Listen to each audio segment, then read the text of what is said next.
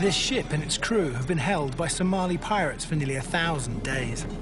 One crew member has committed suicide by jumping overboard, and no one knows what condition the remaining 22 sailors are in. In desperation, the Somali government turned to South African mercenaries. Drastic action was needed. I think we got dealing with professional soldiers and all ethical, but where the brutality comes in is the efficiency of the unit. Working with the police, the mercenaries have a simple plan: attack the pirates and rescue the surviving hostages.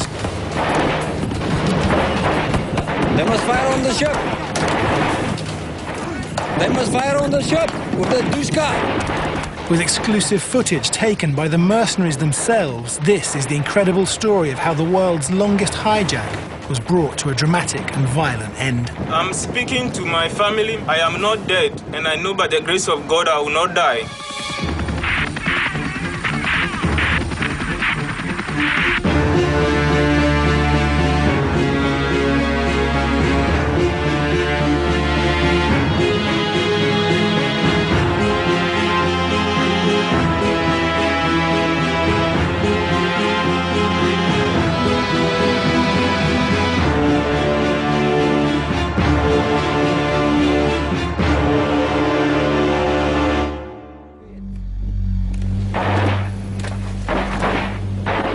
It's the 10th of December 2012, and the Iceberg 1 is out of fuel and run aground since September 2011. The Somali pirates, who hijacked the ship almost 3 years before, are demanding an $8 million ransom, but no one is willing to pay. The owners of the ship, Azal Shipping, based in the United Arab Emirates, immediately disowned it, leaving the ship and crew to the mercy of the pirates. With no end in sight, a group of South African ex-special forces have been hired to lead the Somali police in an assault on the ship. The police have never taken part in such an operation before, and with the remaining 22 crew members possibly still alive, the risks are massive. Launched in the late 70s, the Iceberg 1 is a Panamanian-flagged container ship owned by Azal Shipping in Dubai. It was carrying a cargo of mechanical equipment from Yemen to Jebel Ali in the United Arab Emirates, a routine job for her 24-member crew, consisting of nationals from Yemen, India, Ghana, Sudan, Pakistan, and the Philippines. On March the 29th, 2010, less than a week into her voyage, she entered the Gulf of Aden. The Gulf of Aden was the main route that ships took, either going into or coming out of the entrance to the Red Sea, which then led on to the Suez Canal. In any 1 year, there will be in excess of 20,000 ships passing through the Gulf of Aden. Only 10 nautical miles away from the port of Aden, she was hijacked by Somali pirates. Using small fiberglass skiffs launched from a mothership, they quickly approached the Iceberg 1, attacking it with bullets and rocket-propelled grenades for 30 minutes before storming on board. Unarmed, the crew was powerless to fight back. They only just had time to make desperate phone calls home. In footage shot by the pirates themselves, the crew, led by 72-year-old Captain Ali Saleh from Yemen, are petrified. This is the nightmare facing any crew sailing close to the Gulf of Aden. It's pretty simple stuff. They've got enough equipment and weapons that they can sufficiently frighten an unarmed ship, and the guy's got no choice. They're not soldiers, they're not kitted out to fight. Skipper has to surrender, guys come on board, and then they start the ransom procedure. Since the start of the Somalian Civil War in 1991, the country has been lawless and directionless, with 19 different governments attempting to assert control. In 1993, the United States tried to intervene, but the incident, that would later become known as Black Hawk Down, saw 18 US soldiers killed, 73 injured, and effectively ended any further appetite for intervention. The anarchy and gang violence which followed created the ideal breeding ground for piracy. The fact that Somalia has been a lawless land for the past 30 or so years means that the pirates can operate with almost impunity off their own coast. Piracy is a symptom. The problem is the lack of effective government, the lack of effective rule of law in Somalia itself. Some of the executive outcomes guys were up in Somalia, 93, 94, and these people were sitting around saying, well, you know, we're being illegally fished, and there are all these foreign boats out there. So the guy said, oh no, well, this is simple. What you do is you go out there and arrest the boats, and then you kind of ransom them back to their owners because they were illegally fishing. And the Somalis said, oh, that's a really good idea. We're going to try that. They started an industry. They started two industries because we have the pirate industry and we have the counter-pirate industry. Natural disasters, illegal fishing and dumping drove more and more Somalis to piracy. The concept evolved, and they decided that they could take bigger ships, holding the crew for ransom, and then negotiating good ransoms became the way that Somali piracy worked. It's an extremely effective business model. It's organised crime in an area where it's difficult to deal with organised crime. Over 5 years, piracy increased rapidly. In 2005, just 3 ships were taken. In 2010, there were 117. And this is one of the busiest shipping routes in the world.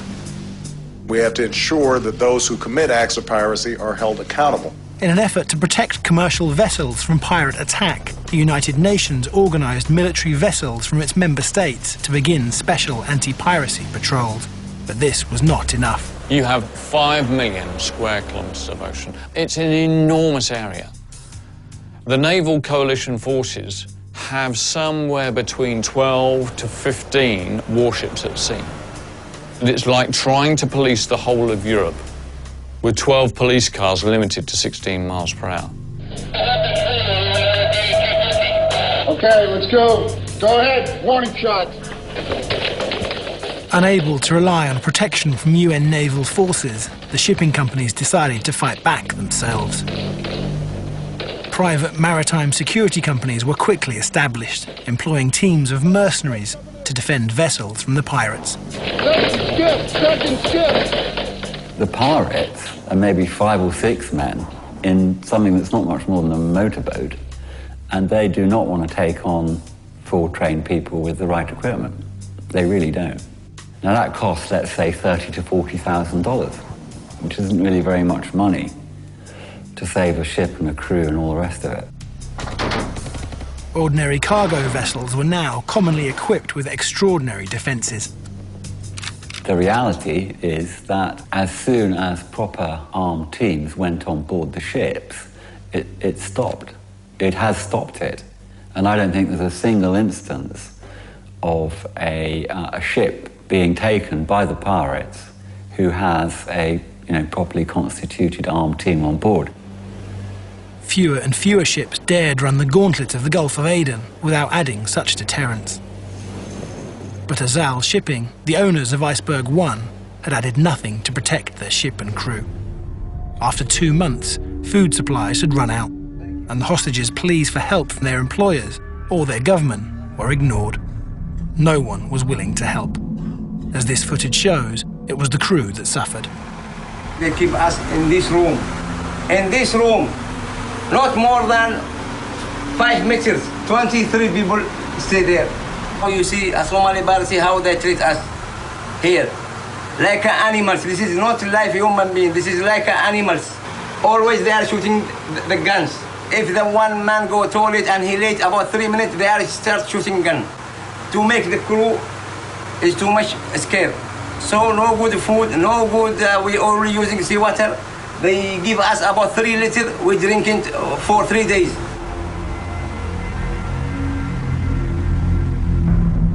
The Iceberg was moved within 12 miles of Somalia's coast, outside the jurisdiction of international law. This was a ready-made holding pen for pirated vessels, a zone safe from interference and close enough to shore for the pirates to receive supplies and changes of personnel from their allies on land. On the 1st of November, day 218 of their ordeal, and with no ransom payment forthcoming, the traumatized crew were permitted to send messages to the outside world. I'm speaking to my family that I am still alive. I am not dead, and I know by the grace of God I will not die. Please, kindly, with due respect and with human we are grieving, please. We are appealing to the international community, to the UN, to come to our aid, because we are really suffering here. Just find someone, form a committee to negotiate with this pirate so that we can gain our freedom. On the 29th of March 2010, the Iceberg 1 cargo vessel was captured in the Gulf of Aden. Over 7 months later, the crew was confined to a small cabin with scant food supplies and water taken from the sea or the air conditioning system. And there was no chance that the ransom demand of $8 million would be paid. Azal Shipping, the vessel's owners, had abandoned their men, even going so far as denying they owned the ship. The situation for Ali Mohammed Khan, the ship's chief engineer, and his colleagues seemed hopeless. The ownership of this vessel has neglected everything. He has neglected the crew, the vessel, and everything. With no owners and nobody to look after us, what will be our situation? The pirates were violent, the ship in disrepair, and the crew mourning the suicide of their third officer, Waji Akram. What the hostages didn't know is that the solution to their plight was at that moment being put into place in the most unlikely of locations, Somalia itself. The Puntland region to the north of the country has its own government and security forces, and its president, Abdirahman Mohamed Farol, had begun to rebuild the military from scratch. For training and support, they turned to South African mercenaries, including helicopter pilot Arthur Walker. Arthur, a veteran of the South African military, fought as a mercenary for over 20 years in civil wars such as Angola and Sierra Leone. But the Puntland government knew they could not recruit mercenaries, so instead, they brought in an official private military company. I was invited in February 2011 by a new group that I hadn't heard of, a company called Saracen International. Saracen had a shady past, with links to the original Soldier of Fortune outfit, Executive Outcomes, and more recently, the American mercenary kingpin Eric Prince, the founder of the biggest private security company in the world, the infamous Blackwater. I think when you talk about the organizations that I've been involved in, everybody has been specially selected for their skills and for the experience and the motivation to want to go and operate in these countries. I think we consider ourselves completely different to a United Nations force that just gets sent into an area, and the soldiers are not really motivated to be there for so long. And in African countries affected by civil war, there was continuous demand for their services. Having a force with the right equipment, a specialized force, all these problems could be resolved very quickly by bringing in a private military army, and very cost-effective. Somali piracy had now become such an epidemic that Puntland had set up a world first, a dedicated anti-piracy police, the Puntland Maritime Police Force, or PMPF. I was recruited to go there. When I landed there, we started building the Puntland Maritime Police Force. Sam Kaunda was part of the first contingent of mercenaries to fly to Puntland. We were in Bosaso, 5 kilos from Bosaso, that's where we built our Puntland Maritime Police Force base. It took us a while though. It took us 6 months to complete the whole wall and get set up and put in all the truck. With the base completed, a shipment of trucks, containers and military equipment arrived, donated by the United Arab Emirates, a visible sign to the local population that the PMPF had the support of international governments. Although these supplies would be essential, it was the Somali recruits themselves that the operation hinged on. They were so slim, you know, it's hard because they were slim. You can see these people, if we train them like the way I would train, you'll kill them. But we use our skills, though, to take care of them and use our skills and train them slowly but sure, feeding them nice to become strong, and we start training them. By the time we left, they were professional. This was a serious and concentrated effort by Somalia to combat the humiliating hijackings taking place along its shoreline. Hijacking had even spread beyond cargo vessels or oil tankers. In 2010, a Danish family, the Johansons, were sailing around the world in a 40-foot yacht when they were attacked by pirates in the Indian Ocean. It was held for 7 months before being released for $1 million. The Johansons were the victims of an influential pirate warlord by the name of Issi Ulux. Ulux had a well-armed militia of over 70 men and was one of the most well-known pirate leaders operating in Somalia. The PMPF knew that Ulux would be a significant scalp. They had information telling them he and his men were camped in the town of Bali Didin, deep within the Horn of Africa. With the few roads being too dangerous to consider in pirate country, they turned to Arthur Walker to fly over the town. With him, fellow South African mercenary Rolf van Heeden. Van Heeden served in the secretive Civil Cooperation Bureau, a state-sponsored assassination squad during South Africa's apartheid era. After the handover of power to the ANC, he found freelance work during the civil wars in Angola and Sierra Leone with the notorious Executive Outcomes, before being recruited by Saracen International on behalf of the Puntland government. He set up this whole Puntland police operation and controlled it from the top, quietly, discreetly, very effectively, disciplined, and got the results he was looking for.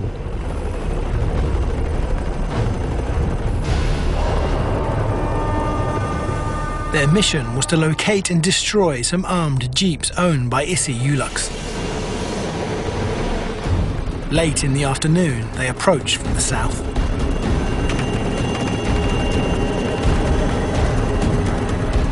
Unable to identify the compound, they swung around and approached again from the north.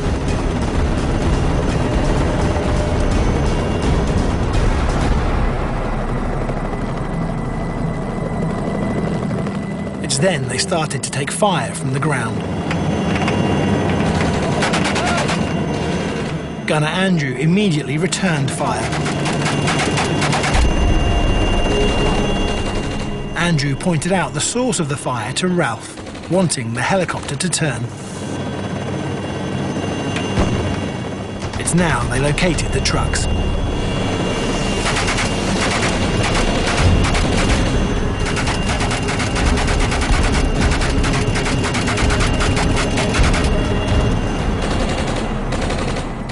A private military company, particularly the ones that I've been involved in, there's none of this gung-ho, brutal, it doesn't happen. I think we got dealing with professional soldiers and all ethical, but where the brutality comes in is the efficiency of the unit. That when the target has been identified, the planning is done, the logistics is completed, briefing's done, training done, and they strike hard.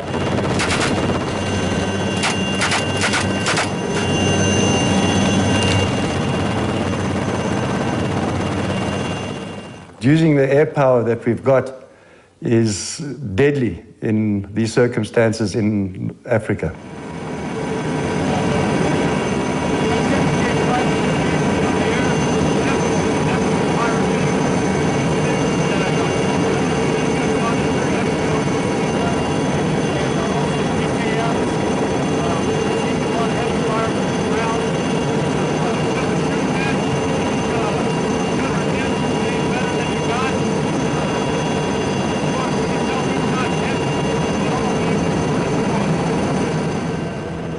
Some reports state that 1 pirate was killed during this mission.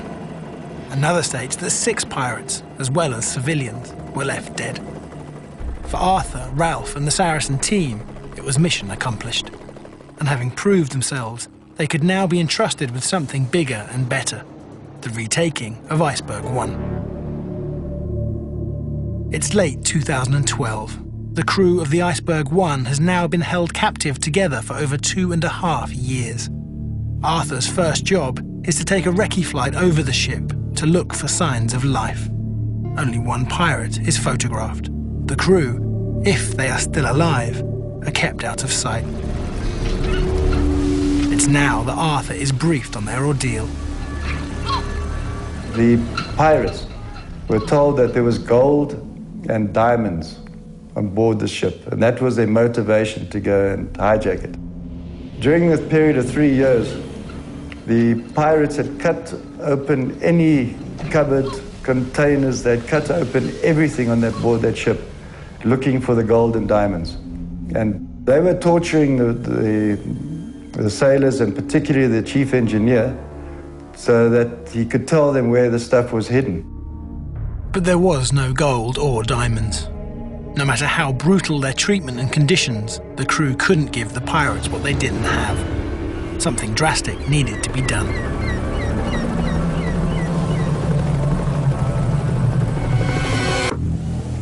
On the coast of Somalia, South African mercenaries have joined forces with the Puntland Maritime Police Force to free hostages held captive for 33 months on board the Iceberg 1.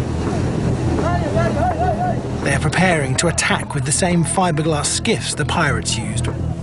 This is the first time a pirated vessel would be attacked by a skiff. They are learning on the job. They will soon discover that these craft are precarious, difficult to control, and don't take well to rough conditions. For the first sea-based operation the PMPF are to undertake, this is uncharted territory, and no one can predict the outcome.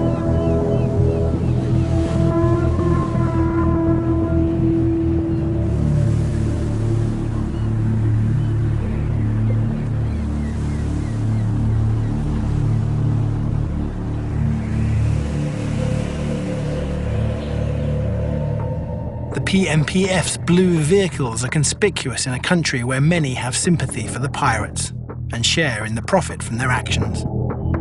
Arthur's helicopter is a further sign that a rescue attempt is imminent. But the real risks lie with the Somali men who have chosen to join up and fight their pirate countrymen. The whole operation was conducted by the Somalis, with a couple of expats advising. Rolf, who commanded the ground forces, Alex from Russia, then our medic, Brandon, was South African, and the rest were Somalis.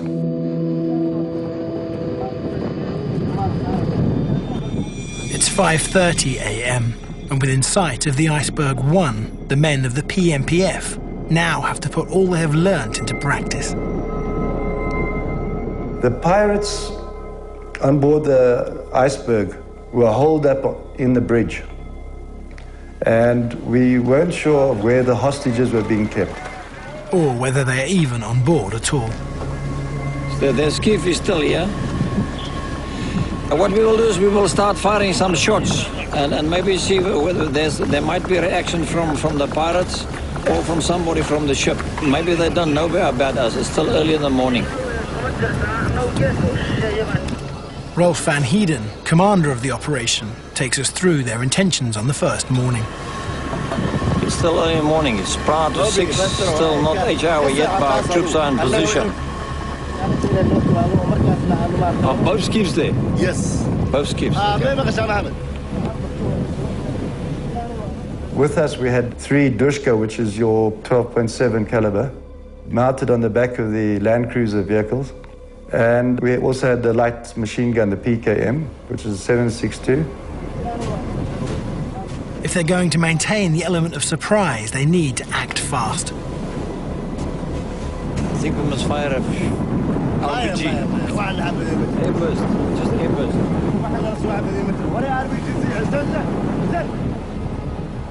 As one young PMPF unwraps a rocket-propelled grenade, the troops are in for a nasty surprise. The pirates are awake and waiting. The tracer fire lights up the morning sky. The bullets strike the shore centimeters from the troops' legs, sending them scattering. The South African commander knows exactly what they must do. They must fire on the ship! They must fire on the ship with the Dushka! Hey! Fire on Dushka on the ship! The Dushka machine gun has jammed. Suddenly, the PMPF's lack of experience and training has them all badly exposed.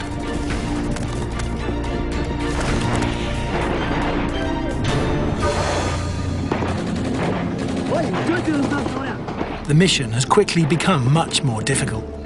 and dangerous.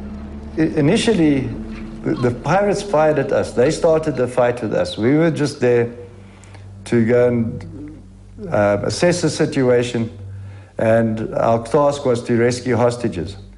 And on the first morning, the pirates actually fired at our group, mainly with a PKM and deadly accurate fire, where they damaged quite a few of our vehicles over a distance of about 700 meters. And obviously, we had to retaliate. We are making a plan now how to approach this ship from various sides, supporters from the land, supporters from the air, and coming from the sea with one boat, which will put 20 men on top of the boat. And then from there we will start clearing the resistance that there is. There shouldn't be many of them, but this is what we're expecting to do. With incoming fire, the troops need air support, and this is where Arthur Walker is in his element. He takes a recce flight in an old Alouette helicopter over the ship and decides to remind the pirates that entering into a firefight is to play a dangerous game. Oh, it's just an absolutely enormous difference. Anyone trying to do anything, I think, on foot becomes dreadfully aware of their vulnerability the moment they know there's something up there, even if actually that aircraft can't see them and can't interact, interdict them. It's a sort of it's a psychological thing as much as anything else. So it's a massive multiplier. Returning to the coast, these photos show the amount of ammunition fired on the iceberg, and the South Africans are happy. Yeah, it's a tough day. Things were not 100% correct, but still, the heart was there, the drive was there, and I think it went extremely well. The pirates' fire is so accurate the troops have moved their base to higher ground, out of sight and out of range. So we came to this high ground, and it's actually just a few dunes. So we unloaded, and troops are resting, cleaning weapons, and the troops are tired. Look at this guy, he is sleeping. The PMPF and South Africans have to reassess what they hoped would be a far simpler mission. As a mark of how they underestimated the pirates, they are also low on ammunition. And we are running out of ammunition. We will be sending the helicopter to Isle and see if they can do some replenishment.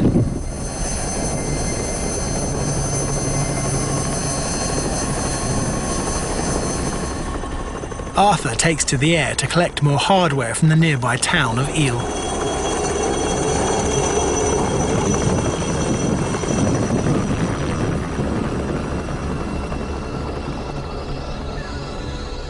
Within 2 hours, he is back with more PKM machine guns, bullets, and a new barrel for the jammed and melted Dushka.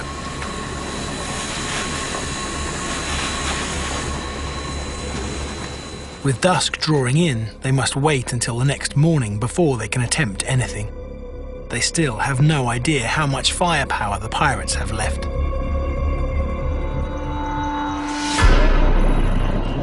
But it wasn't fire from the pirates on board the ship they should have been concerned about. Okay, yeah, the situation is that it's under control at the moment. Earlier that morning, a group of 7 pirates from the nearby town of Garissad attacked the troops as they slept. 3 of the pirates were killed, 1 escaped, but 3 were captured. As the 3 men are stripped and led to a police van, the South African mercenaries speak to them before they are driven away.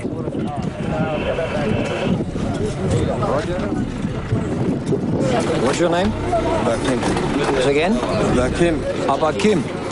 What's your name?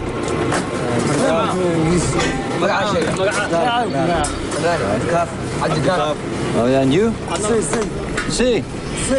Said. You're playing a dangerous game. You must be fortunate.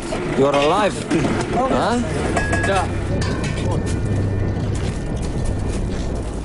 With plenty of weaponry, the PMPF decide to launch an all-out assault on the Iceberg 1. With the hostages still on board, they open fire with everything they have, spraying the iceberg with heavy machine gun fire. The pirates didn't fire back, but nor did they surrender.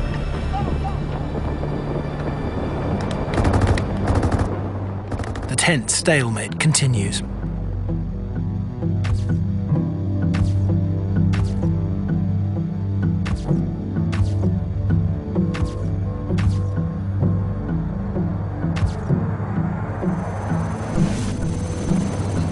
Late in the afternoon, and still without any response, Arthur Walker takes to the air to get a better look. But this does provoke a response, and the pirates opened fire. These photos show how lucky Arthur is to be alive. There are several bullet holes in the helicopter windows. One even hit the passenger seat.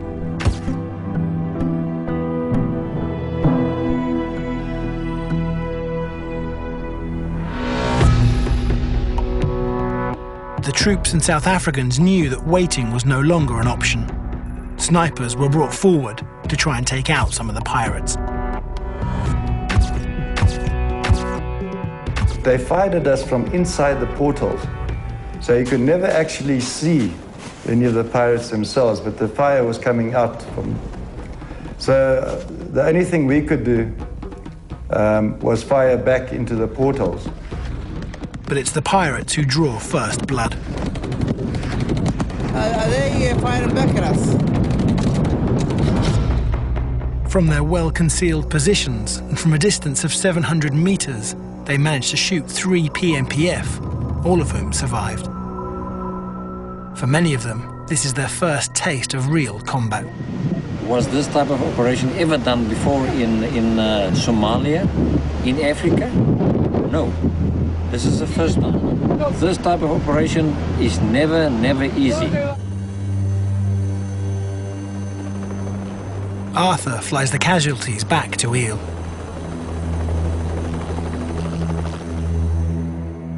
Everyone is frustrated that progress has been so slow, and the stalemate looks set to continue.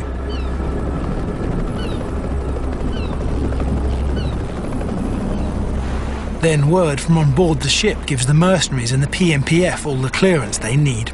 We had communication, cell phone communication, with the pirates, but via their sponsors or their investors. And the initial reaction was that they were going to fight to the death. They didn't care what happened to them, but they were going to fight to the death before they released any of these hostages.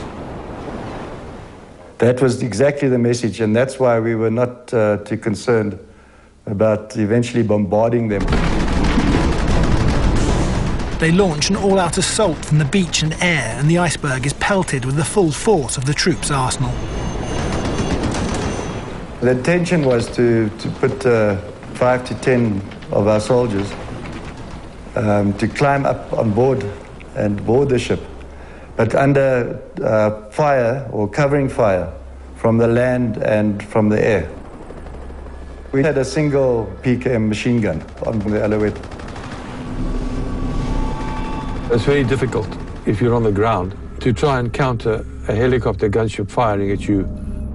He's more mobile, he's got you in his sights, you firing up at him, that's inaccurate, you're going to get hit, there's no question. In what looked like a desperate move, the PMPF approached the ship on 3 skiffs. The pirates fire wildly, determined not to let the troops near them. Bullets land perilously close to the tiny unarmoured boat. But the PMPF keep speeding forward.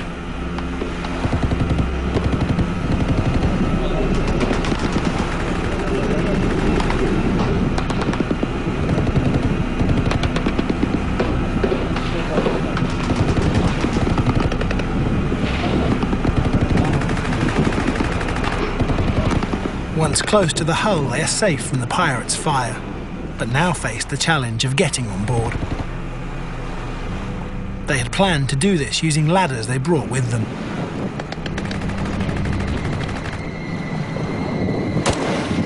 From the beach, a South African mercenary has spotted movement on the deck, but that's not the only problem. Is the ladder not long enough? But the sea conditions were very rough. And initially, we couldn't get the length of the ladder right to hook onto the railings. Totally unaware that the ladder was too short, a second skiff makes the charge for the iceberg's hull. but the rough waters cause one of the troops to be thrown overboard, exposed to enemy fire. All the troops on the beach can do is fire desperately at the portholes, trying to offer support.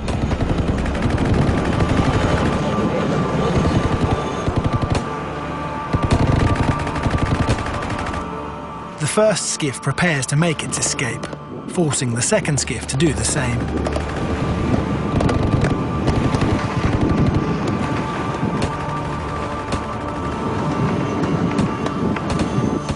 Bullets continue to hit the water all around them. All three skiffs retreat, but not without loss. One of the PMPF troops has been hit and killed, the first fatality the PMPF have suffered. And they are still no closer to freeing the hostages.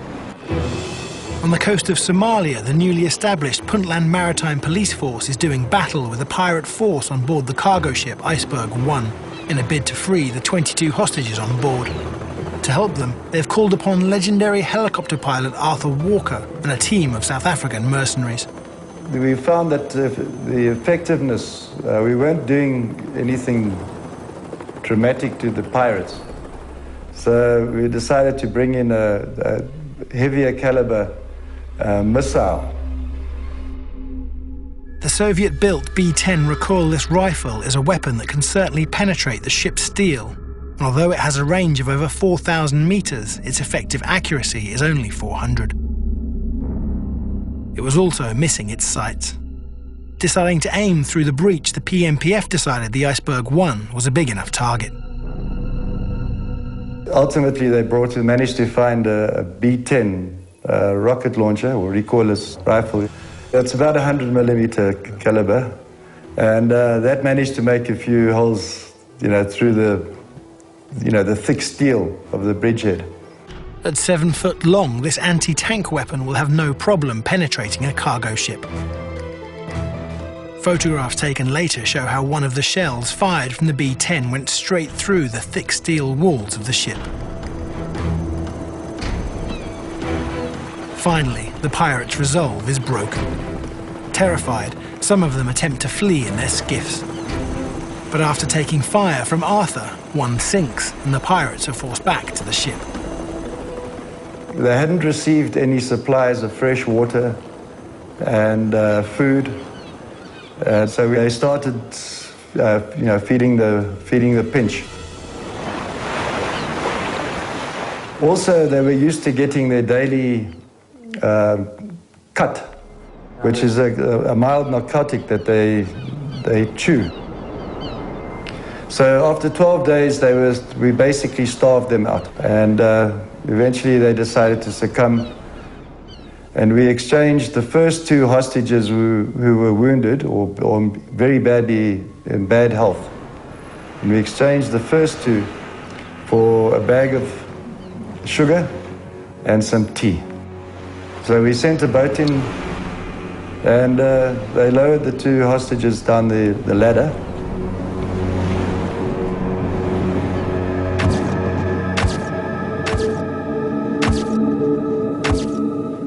And we took them back to the shore, back to safety, and then we immediately flew them back to our base where they got full medical treatment that night.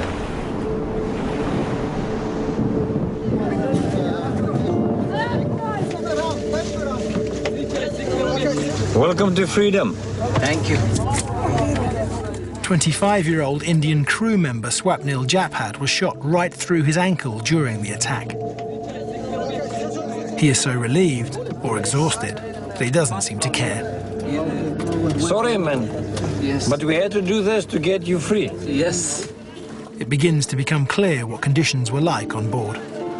Water is, but they no give us. No water. What we collect from the rain. This one bottle give 3 days. 3 days.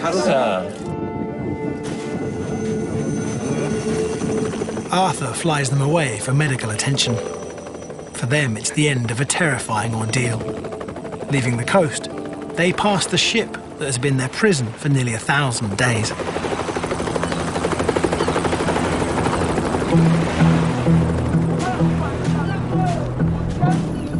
The pirates know they can't compete with the 2 recoilless rifles, and they are now ready to surrender. Representatives of the pirates, elders and tribal leaders meet the PMPF on the beach to negotiate. This is the crazy thing about the piracy in Somalia. The investors actually had communication with the pirates on board, plus the pirates that were in the area, in the nearest town there. And they in turn would phone our police commissioner. And so we had a full circle of communication directly with the pirates. One of the negotiators is father to 2 of the pirates. He pleads with his sons and urges the rest of the pirates to release the remaining hostages. If they agree, they will be allowed to leave without coming under fire. Finally, the negotiations succeed. The pirates will be allowed to return home without being charged. But after holding the Iceberg 1 for almost 3 years, they will not receive any ransom. Their mission complete, the troops board the Iceberg 1 and get to see what conditions were like for the hostages. The hostages were held for 3 years on board, basically in a very large cabin, but completely cramped. They had very limited food. A lot of them were tortured. The chief engineer was badly tortured. They cut off both his ears that were hanging loose down here.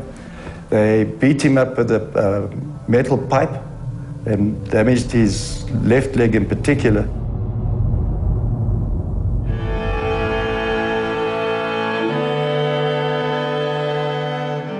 The hostages, free at last, are overcome with emotion. It was the most amazing thing that after 3 years of confinement, they looked generally in good condition, fair health, and it just goes to show that the mentality of these sailors and their self-discipline, how they managed to preserve themselves and keep themselves in the best condition that they did.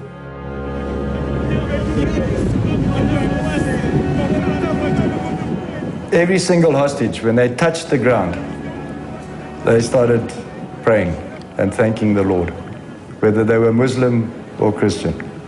And it was just the most wonderful experience that all the time that we'd worked there and sweated, it was just so rewarding just to see the faces of those hostages that had been released after 3 years of torture. It made it all worthwhile.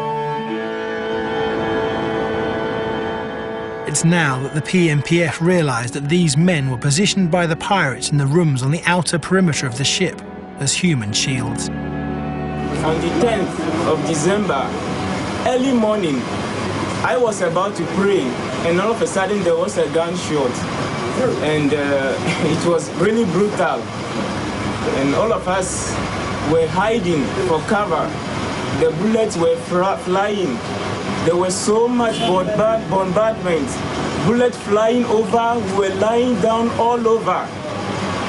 In fact, we spent 3 years, but the last 13 days was really a war.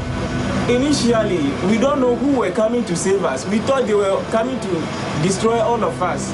And finally, on the 13th day, everything became calm.